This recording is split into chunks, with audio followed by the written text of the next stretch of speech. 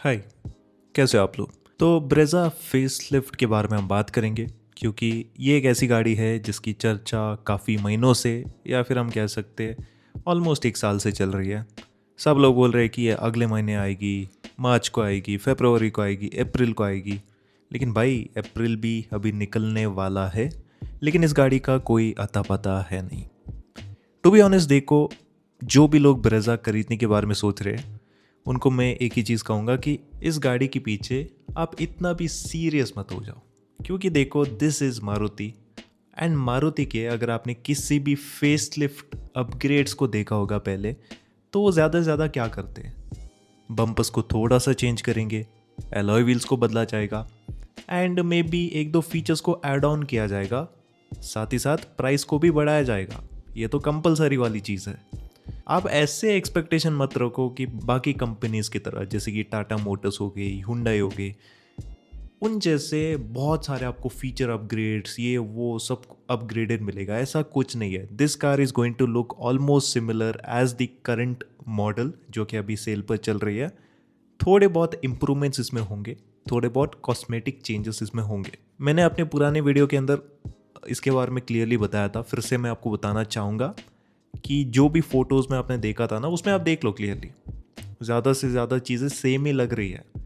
कुछ AI generated images भी बाहर निकले थे जहाँ पर जो आपके फॉग लैम्प्स है वो थोड़े से अलग दिख रहे थे, बट मुझे नहीं लगता कि ये भी चेंज आपको मिलेगा फेसलिफ्ट में। ज़्यादा से ज़्यादा बम्पर को थोड़ा सा रीडिज़ाइन किया जाएगा और जो ग्रिल है जो कि बहुत अगली लगती है इस गाड़ी में, उसको थोड़ा सा चेंज किया जाएगा। राइट साइड में आती हो तो साइड में भी एलॉय व्हील्स को ही बदला जाएगा, बाकी सारी चीज़ें मोर और लेस सेम ही होंगी।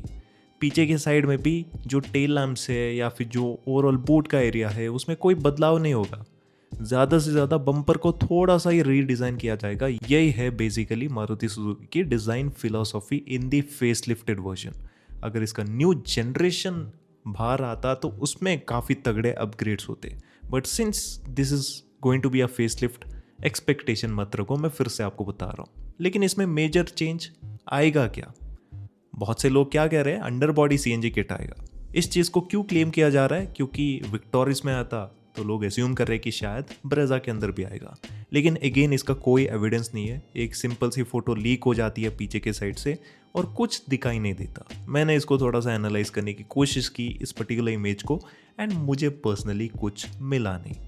सो इट्स पॉसिबल कि इसमें वो चीज़ आ जाए, क्योंकि जिन लोगों ने भी सीएनजी वाली ब्रेजा ली थी उनका कॉमन कंप्लेंट रहता है कि इसमें कोई जगह ही नहीं है। मैंने भी पर्सनली इसको एक्सपीरियंस किया था and to be honest it doesn't have any space. तो डेफिनेटली सुजुकी को ईदर डुअल सिलेंडर वाली टेक्नोलॉजी देनी चाहिए टू सेव सम स्पेस, जो कि मुझे नहीं लगता कि इस गाड़ी के अंदर आएगा। तो under body CNG is a possibility, but again since ये गाड़ी न्यू जनरेशन मॉडल नहीं होगा, सिंस ये सेम ही प्लेटफॉर्म पर सेम ही डिज़ाइन फिलोसॉफी के ऊपर बेस रहेगी, तो क्या मारुति एक्चुअल में इसको नेल कर पाएगा to give that under body CNG kit? That is something which I am not sure. But मेरे हिसाब से अगर वो कोई अपडेट देते हैं तो ये एक पहला अपडेट है जो कि सीएनजी मॉडल्स में इंक्लूड करना ही चाहिए मारुति को। The second thing is in the features. देखो, ब्रेजा के अंदर फीचर्स में वैसे कोई कमी नहीं थी। जो भी प्रैक्टिकल चीज़ें हैं जो कि आप अपने डेली लाइफ में यूज़ करते हो वो सब कुछ इसमें मिल जाता है। शायद इसमें वेंटिलेटेड फ्रंट सीट्स नहीं आते, आई डोंट रिमेंबर प्रॉपरली, शायद से नहीं आता। वो एक फीचर होना चाहिए, बट अपार्ट फ्रॉम दैट सब कुछ आ ही जा रहा है। बाकी इसके अलावा जो कॉमन फीचर्स है जैसे कि आपके ऑटो डिमिंग IRVM जो कि होना ही चाहिए हर गाड़ी के अंदर, वो तो आपको इसमें मिलने वाला है। 360 डिग्री वाला पार्किंग कैमरा हो गया, HUD display, useless feature but again वो भी चीज़ इंक्लूड होगी। तो ये सारी चीज़ें भाई मिल जाती है आपको, कोई ऐसी दिक्कत है नहीं। क्लाइमेट कंट्रोल वाली AC, वायरलेस चार्जर, ये सारे यूज़फुल फीचर्स होते हैं जो कि आपको मिल जाते हैं। इंफोटेनमेंट सिस्टम में भी कोई कमी नहीं थी।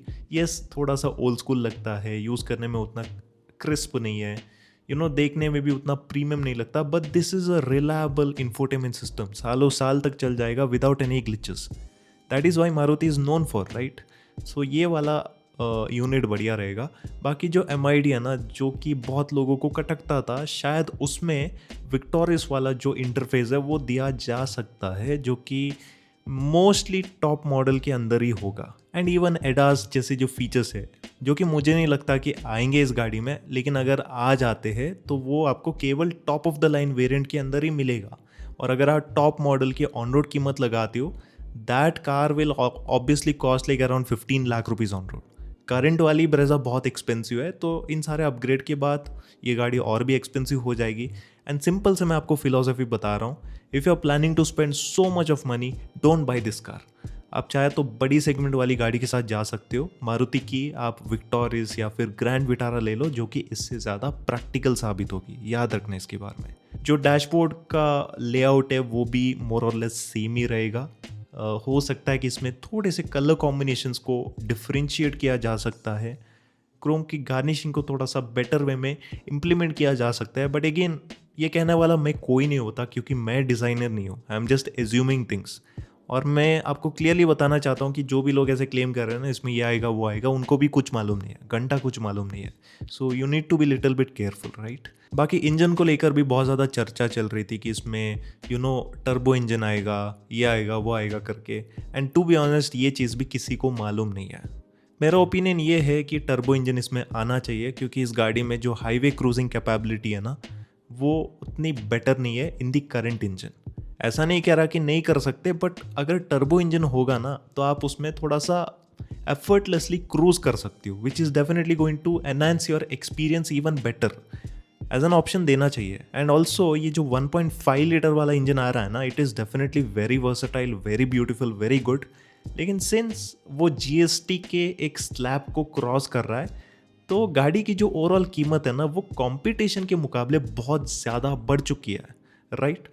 कंपटीशन के मुकाबले थोड़ी सी एक्सपेंसिव साइड में रहती है। So in that way I really feel that कि मारुति को एक 1.2 लीटर वाला टर्बो इंजन इसमें इंट्रोड्यूस करना चाहिए। दो चीज़ों को सॉल्व करेगा, एक तो इसकी प्राइस भी कम रहेगी, and secondly highway cruising capability इस गाड़ी की बहुत बेटर बन जाएगी। सेकेंड चीज़, इसमें 6 स्पीड वाला गियर बॉक्स भी देना चाहिए, दोनों आपकी natural aspirated engine as well as in the turbo engine. ये देना ही चाहिए, क्योंकि इससे जो overall again highway cruising capability है ना वो थोड़ी सी ज़्यादा स्मूदर बनेगी। इसके अलावा जो 1.5 लीटर वाला नेचुरल एस्पिरेटेड इंजन है, that is already a pretty beautiful and very good engine.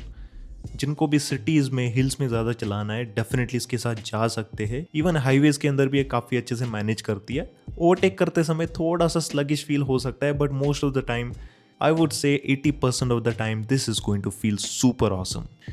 And या इसके अलावा मुझे नहीं लगता कि इसमें और कुछ चेंज आएगा। अगेन मैं आपको बता रहा हूँ, जो मेरे एक्सपेक्टेशन है वो बस इतना ही है कि सीएनजी वेरिएंट के अंदर अंडर बॉडी सीएनजी आना चाहिए, एंड साथ में जो ऑटोमेटिक वाला गियर बॉक्स है, टॉर्क कन्वर्टर, वो बस पेट्रोल के अंदर नहीं बल्कि सीएनजी के अंदर भी देना चाहिए। क्योंकि बहुत सारे लोग सीएनजी वाली गाड़ी को क्यों लेते हैं, ताकि वो सिटीज़ के अंदर थोड़ा सा बेटर वे में चला सके, फ्यूल एफिशिएंसी उनको बेटर मिल सके, राइट। और अगर आप मेट्रो सिटीज़ में जाते हो like Bengaluru, you know how the traffic is, तो ऐसे ट्रैफिक वाले रास्तों में ऑटोमेटिक विथ सीएनजी अगर वो देंगे तो ज़्यादा बेटर रहेगा, ज़्यादा कन्वीनियंट रहेगा। So that is something which I am expecting. The second thing is cosmetic upgrades इसमें होना ही चाहिए, स्पेशली बम्पर्स में और ग्रिल में मेजरली अपग्रेड होना ही चाहिए। एंड थर्डली, जो इंजन है 1.2 लीटर का वो टर्बो के अंदर इंट्रोड्यूस करना चाहिए। एंड लास्टली 6 स्पीड वाला जो गियर बॉक्स है वो देना चाहिए विदाउट एनी एक्सक्यूज़। ये चीज़ें अगर उन लोगों ने दे दी, then this car is going to be complete. And obviously price को भी थोड़ा सा कम करना चाहिए, क्योंकि वैल्यू फॉर मनी क्वेश्चन के हिसाब से this car feels very expensive. तो इधर इनको प्राइस को थोड़ा कम करना चाहिए, नहीं तो वैल्यू फॉर मनी चीज़ें देने की कोशिश करनी चाहिए। जैसे कि कंपटीशन में जैसे आपको चीज़ें मिल रही है, वैसी चीज़ें इस गाड़ी के अंदर भी ऑफर करनी चाहिए, ऐसा मेरा ओपिनियन है। सो या इस वीडियो के अंदर मुझे बस इतना ही बताना था। बाकी कमेंट्स में ये मत पूछना कि ये गाड़ी कब लॉन्च हो जाएगी, कब होगी। देखो, मुझे कुछ मालूम नहीं है। See, I am just a normal person like you. मुझे कुछ इन्फॉर्मेशन दी कि मैं वीडियो बना देता हूँ, बस उतना ही। मुझे कोई भी क्रेडिट्स वगैरह नहीं लेने आपसे। आई am just being very transparent, very honest. आप अपने साइड से क्या कर सकते हो कि मारुति की जो ऑफिशियल, वहाँ पर आप अपडेट का इंतज़ार कर सकते हो, नहीं तो आप डीलरशिप में जाकर सेल्स वालों से, या फिर अगर आपके कोई जान पहचान वाले लोग हैं उनसे आप पूछ सकते हो कि ये गाड़ी कब लॉन्च हो सकती है। And remember this video is going to get repeated. मैं फिर से बनाऊंगा ऐसी वीडियो, चाहे अपडेट मुझे मिले या फिर ना मिले, because I want to make more videos, क्योंकि भाई व्यूज़ ही नहीं आ रहे चैनल पर। सो करना पड़ेगा ना। I am just trying to be honest with you.